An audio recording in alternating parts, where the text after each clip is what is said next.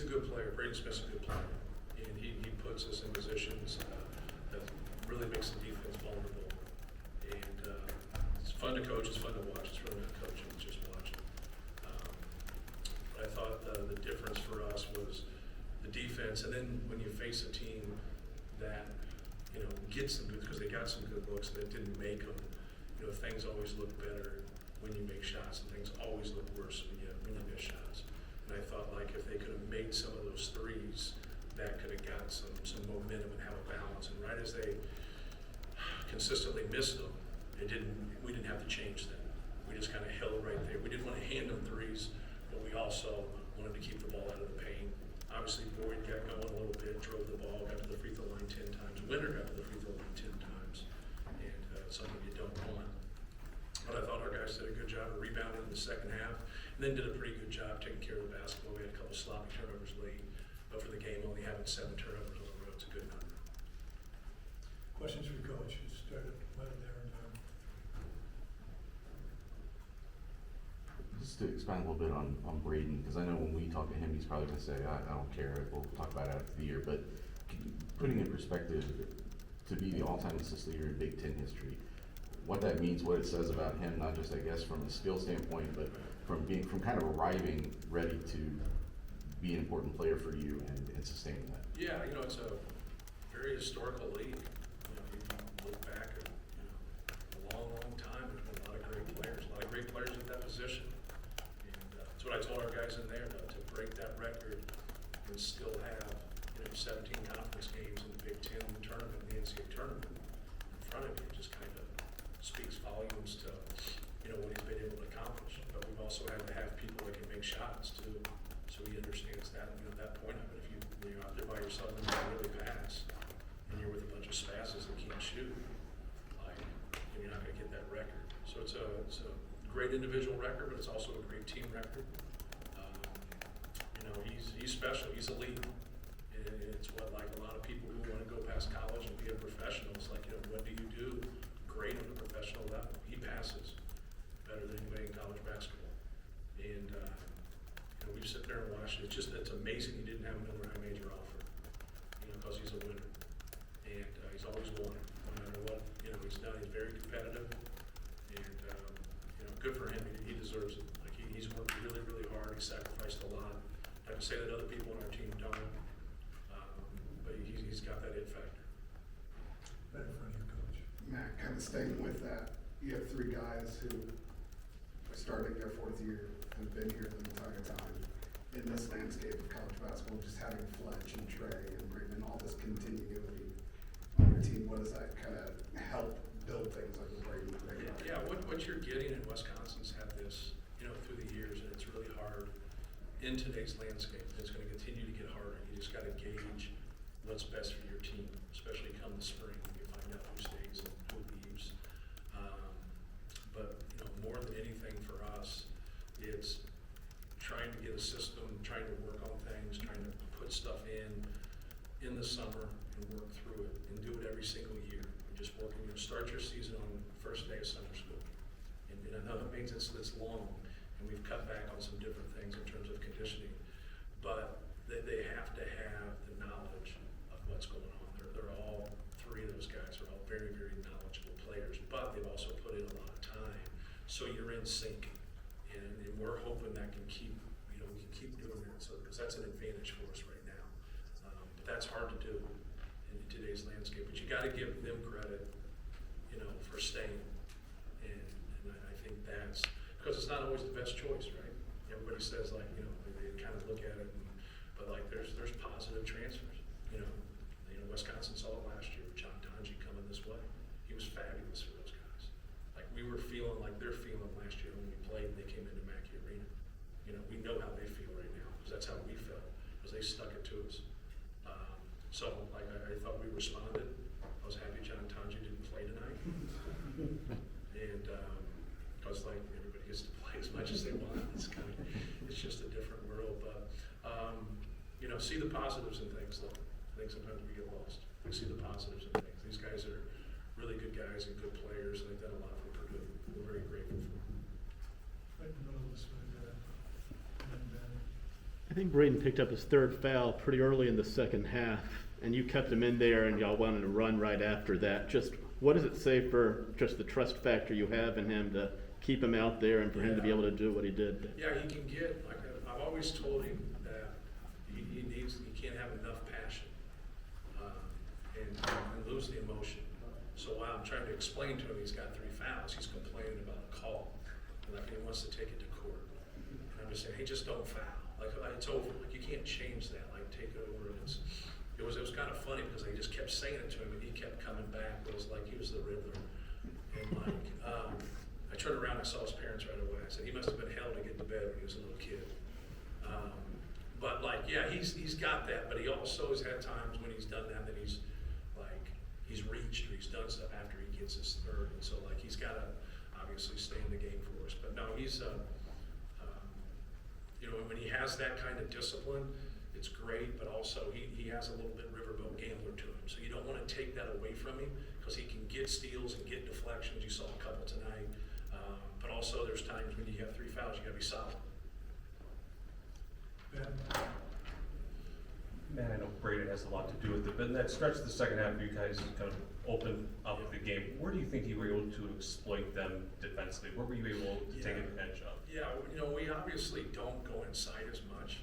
You know, obviously when we had Zach and Travion Williams and some of the guys we've had recently, but Oscar Clough can score inside. Trey Kaufman-Ring can score inside. I just thought just the execution, just making a simple play. If you get open shots, take open shots. If you get one-on-one post-ups, you know, just sometimes we're calling things and sometimes they organically happen, especially if some transition things happen. We had some points off turnovers tonight. I don't know where we at here. Yeah, and so like we wanted to take advantage of that, but we also wanted to go into offensive glass. I thought we did. And we got 14 offensive rebounds, but it wasn't as much as exploiting them. We wanted to get in ball screens as much as we could and make their bigs guarded, and then make their bigs handle the post up when they got there, and then just read whatever they were going to do, whether they're going to one-step hedge or they're going to flat hedge and then go into their drop. So just, you know, kind of read the room and take what they give you, because at times, like when we started the game, like Braden got right on the seam and drove, and they stopped the ball and let Fletcher Warrior have a 3. You know, and so we're like, man, we're gonna like not guard him and protect the lane that way. Then they went and they guarded him. So like during the course of the game, some things will change. It's just one example, but things will change. And so that's why you gotta get to your players and say, hey, like just make the proper reads, take what they give you. You know what's coming, but then you know people can change up some stuff. Michael, right up front, you coach. John Blackwell didn't do much after that early burst. I guess what changed in how you guys defended it, and I guess what changes about defending Wisconsin when he's not as much of a factor? Yeah, when he, you know, he's shooting 40% from 3. Obviously, he's a very good scorer, in a little bit of a rut right now. And, you know, the guy I played for used to always say it's, you know, not who you play, it's but when you play him. And we probably played him at a good time. Like, now they just got to give it. When you're a scorer like that, you need to see the ball go in. It not only helps your team, but it also helps you in other areas. You feel better about yourself. He just, you know, his 3 just looked flat. You know, he had the 1, I think he got fouled with 1 that was in front of us. And, but, you know, he's, you know, a really good player. He's an all-conference level player, but we wanted to keep him in front, but we wanted to break his rhythm on the 3-point line. But then once he got 2 fouls, I think that's harder also. So now you go out and you want to protect a guy like that, and then bring him back in and get going. And sometimes it's just tough to get going. They just never got into that rhythm. Last year when we played them, we actually played pretty well offensively. Our guys stayed in the rim. We just couldn't stop them. Like they were like 20 for 22 from 2. So like it wasn't like they weren't that extreme from a defensive standpoint. Where last year we were like, man, like can we stop anybody, right? But when your best guy is having a tough night, that's hard. That's hard. And like you know he'll bounce back. He's too good of a player, too good of a scorer. Right there. John, Matt, you mentioned before this season when you were citing 5 starters on a team that you say has more than 5 starters. CJ Cox just happened to be on the winning side in a lot of drills that you did. He's 1 of 5 in the first half, but I think he made a couple key defensive plays. Then he got going in the second half. How did he help this team win tonight? Yeah, he had a lot of looks. He got a lot of opportunities. You know, best, guy, or we put him on the best guy with quickness.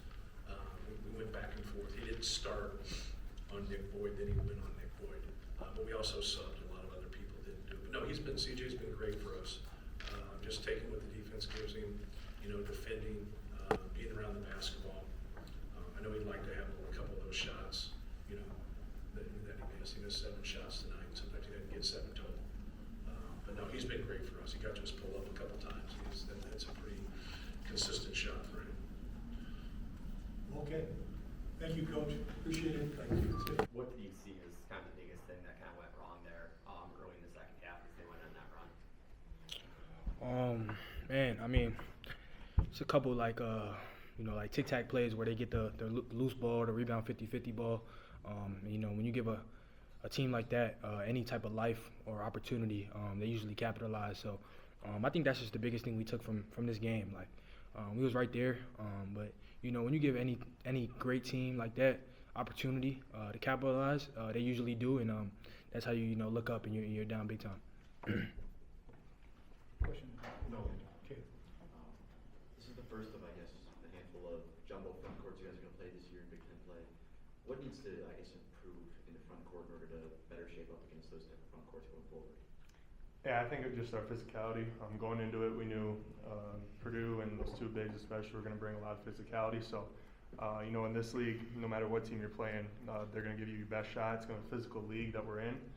So every night going forward, we know how physical we need to be. And, like you said, with that jumbo lineup with those 2 bigs, attacking every rebound, we got to match their physicality going forward. And whatever team that has 2 jumbo bigs like that, or whatever it is that they have, just matching their physicality or exceeding it. Michael, in front. Yeah, he's obviously not here, but how is John handling the struggles that he's been going through? I guess, what do you guys need from him going forward? Yeah, I mean, honestly, I think, when you get in foul trouble, I've been in that position too. It kind of throws your rhythm off, so it's hard to get back in rhythm there. But, John's been a great leader every single day in practice.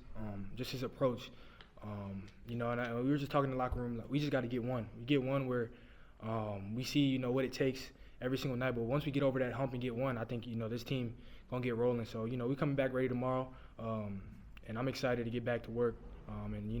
We're just focusing on getting one. And once we get one, we could, stack them. We have Jim and then John up here in front of you, please. Jim. With you guys have 5 losses, but where's your concern level at with the margin of defeat in these losses? It's 16, but it was 25 at one point. Are you concerned that you guys aren't competitive enough at times? Yeah, no, I'm not too concerned. I know what this team has, and I know what we're capable of. Obviously, like you said, margins don't look too pretty, but I know what we're capable of, and moving forward, limiting that and flipping that outcome to the Badgers on top. That's our only focus. So focusing on us these next couple practices, and with this next game at UCLA, it's a quick turnaround. Just focusing on them tomorrow and getting back to work. Jennifer. Nick, 7 assists, 17 turnovers for you guys. 7 assists, 11 turnovers for you guys. What went wrong with some of those kind of early mistakes there for you guys, and kind of what were they doing to kind of maybe disrupt your ball movement a little bit more? I just think they were physical. Not much that went wrong, in my opinion. I just think, as a unit, we just got to step in and hit them shots. Be confident, have some swag. I feel like the first 15 minutes we had some swag, and we was fighting and we was punching. So just carrying that swag and that grit all game, and knowing when you shoot, that shot is going in. And when we had that attitude, we got some of the best shooters in the country, and when they get it going, it's gonna be fun. Michael, up front here. Austin, you guys haven't been shooting the 3 well the last couple games. How are you feeling about the looks, and what's your level of confidence that you can get back? No, everyone on our team can really shoot the ball. We just got to stay confident in ourselves, and we're getting really good looks. It's not like we're shooting bad ones. Coach came in the locker room just then and said we're shooting great shots. We're getting 2 feet in the paint. We're finding shooters, and that's what our offense is built to do. And we're going to make shots. That's not a problem. It's just the effort on the defensive end and keeping as physical as we can. I feel like we played a really good, decent first half. We came out in the second half sloppy, and then that last kind of 12 to 15 minutes, we kind of showed a bit of fight again. And we didn't make shots. That showed, we didn't make shots, and we still showed that we had fight. So I feel like that showed something in itself right there. Any more questions for the players? We'll get one in the back. I'm sorry, Cameron. Nick, Ozzie, there was a moment after a loose ball where it looked like Nick, you had some strong words for Austin. Can you share like what you wanted to communicate there, and Austin, how did you kind of take that and just kind of take the wisdom from the older player? Yeah, I mean, I don't really remember what situation instance you're talking about, but you know, it's been a dream of mine to, you know, play in these type of games in these environments. So, you know, I want to win so bad, and I mean, you know, you get emotional out there, you have that urge to just, you know, get some certain messages across to each other, and when you're in a battle like that, most importantly, you got to stay composed. But I know Ozzie, and we have a good relationship, so, you know, sometimes I can get on him, he gets on me, and I mean, you know, we're just gonna keep building. There's no real comment on that. Like, Nick's one of our leaders. I've said to him out there, like, yeah, I need someone to yell at me if I'm in the wrong. You know, I feel like I can take criticism well, and he's looking out for me, and I'll do the same thing for him. So if he gets on me, I take it as a compliment. He believes in me, and he knows I can do better. So I'll take that as a compliment when he gets after me like that. Okay, thanks, fellas. Appreciate it. First of all, obviously, you know, when you're playing a team this experienced, elite, composed with a terrific point guard, the margin for error and the, as I call them, mulligans are non-existent. We can't hit the ball, for golfers out there, hit the ball out of bounds. And I thought for most of the first half we did a decent job defensively until late. Smith was able to get in the paint there in the last 2 or 3 minutes, and then the second half. Obviously, the first 10 possessions were, I think, the game. When they went 18 points on 10 possessions, we went 8 points on 10 possessions.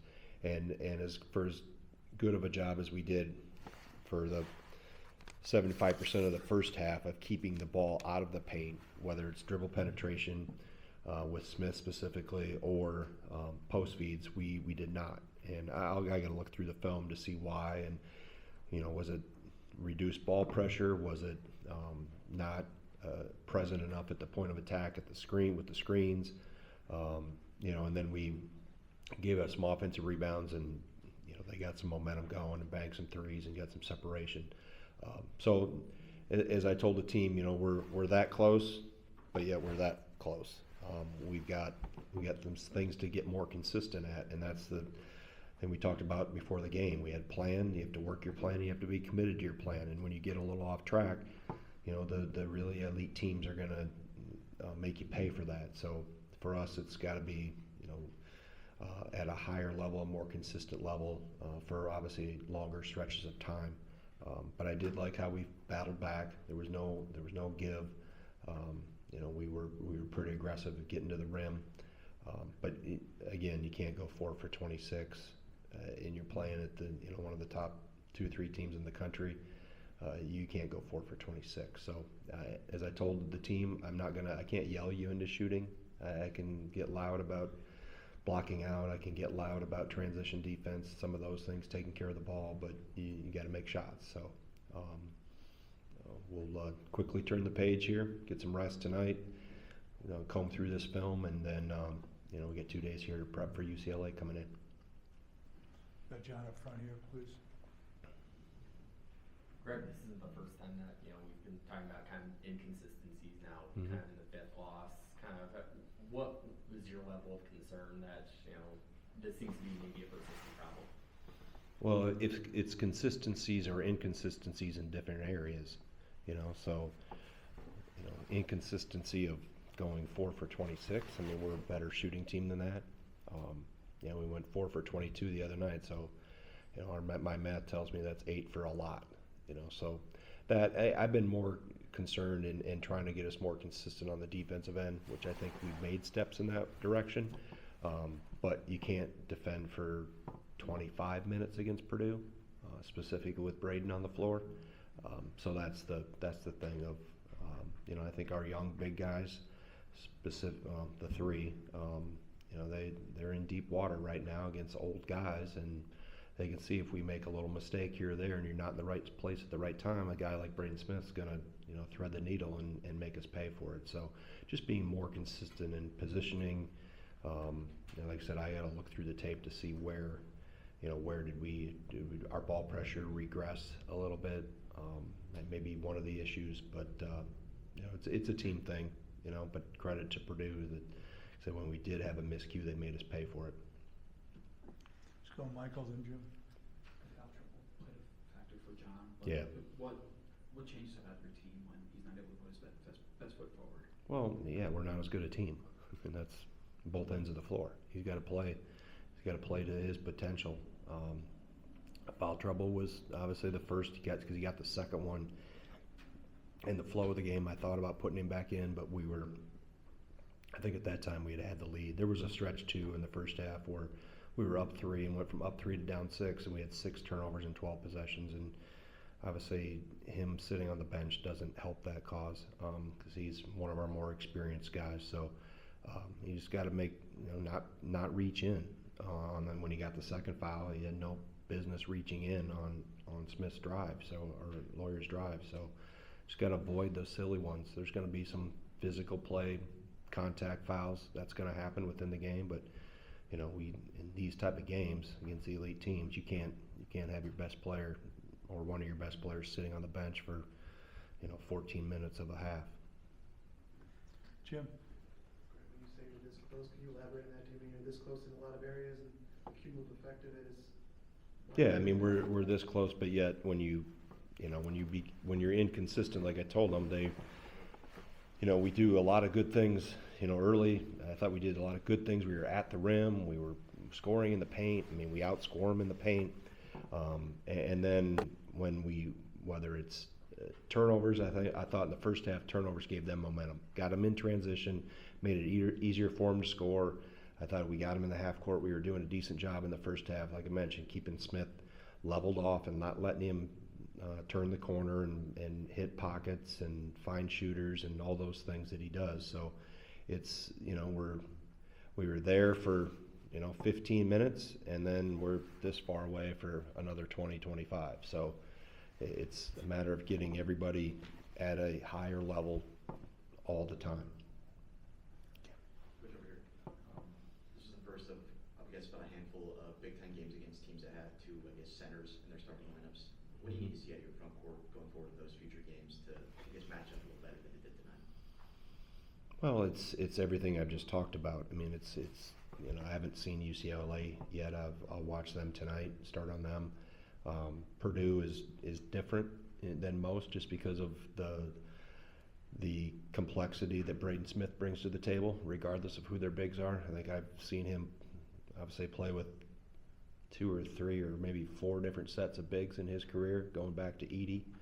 And so when you have a guy like that can set the table for your bigs, he puts a lot of pressure on you. And if you're a big guarding in the ball screens, do you stay with him? Do you back off him? Do you close the pockets? You're caught in a quandary there. So I think it's a real credit. Their bigs are better. I mean, Ren's a really good player, but Braden Smith makes everybody better on that team. And when they put the bigs in the ball screens and then they just move Lawyer around a little bit, but by and large, it's in Braden Smith's hands 90% of the time.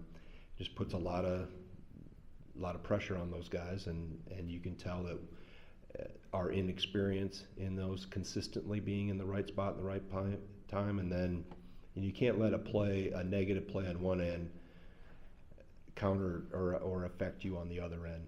We miss a layup or get one blocked on the offensive end in the second half. We go to the other end and we get pinned underneath the rim by Clough in transition. So just those things of, we got to make positive plays happen and then multiply them and not allow something negative like a missed or a blocked layup impact that we don't fight the post in transition going back the other way. Okay, thanks, Coach. All good? Appreciate it. All right, thank you.